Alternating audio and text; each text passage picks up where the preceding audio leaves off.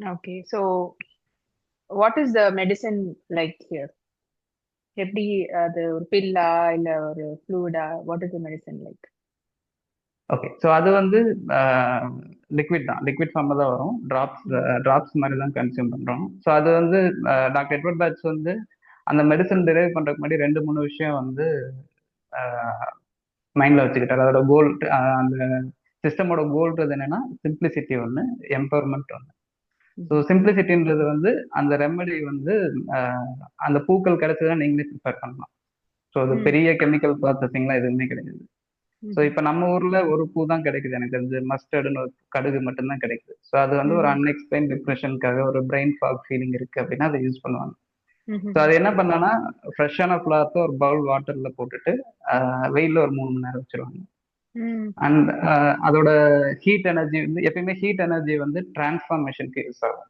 இப்போ அரிசி வந்து அடுத்த லெவலுக்கு போகணும், சோறாகணும்னா அதுக்கு ஹீட் வேணும். ஸோ அந்த ஃபயருக்கு வந்து ஒரு ஒரு ஃபார்ம் வந்து இன்னொரு ஃபார்முக்கு டிரான்ஸ்ஃபார்ம் பண்ற ஒரு பவர் இருக்கு.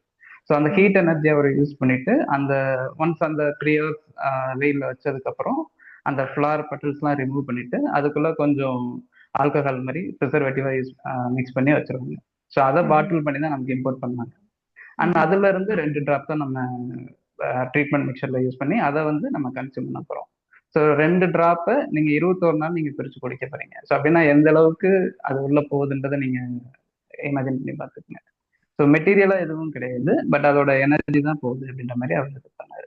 ஸோ டிராப்ஸ்ல தான் கன்சியூம் பண்றாங்க. அண்ட் நான் டாக்ஸிக். அது வந்து பை எனி சான்ஸ் உங்க வீட்டில் இருக்க ஒரு சின்ன குழந்தை வந்து அந்த டிராப்ஸ் ஃபுல்லா குடிச்சிட்டா கூட ஒன்றா.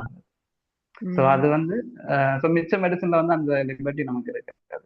ஸோ டோசேஜ் கரெக்டாக இருக்கணும், ஓவர் டோசேஜ் ஆகிடக்கூடாது, கரெக்டான ரெமெடி கொடுக்கணும். இதுல அந்த மாதிரிலாம் கிடையாது. அவங்களுக்கு வந்து அந்த ஃபீலிங் இருக்கு அப்படின்னா அந்த ரெமெடி வேலை செய்யும், அந்த ஃபீலிங் இல்லைன்னா அது வேலை செய்யும். நடந்தா நல்லது நடக்கும், இல்லாட்டி எதுவுமே நடக்காது. இது ரொம்ப ஒரு சிம்பிளிஃபைட் ப்ராசஸ் மாதிரி தெரியுது.